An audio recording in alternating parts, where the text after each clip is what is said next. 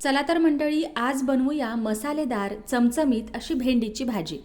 तर सगळ्यात आधी तेलामध्ये मोहरी, जिरं, मिरची, लसूण, कढीपत्ता घालून थोडंसं परतलं. त्यानंतर एक कांदा बारीक चिरून घातलाय.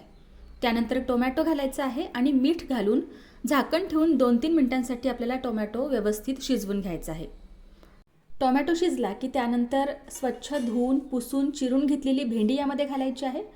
व्यवस्थित मिक्स करून घेऊ आणि त्यानंतर झाकण ठेवून 1-2 मिनिटांसाठी एक वाफ येऊ द्यायची आहे.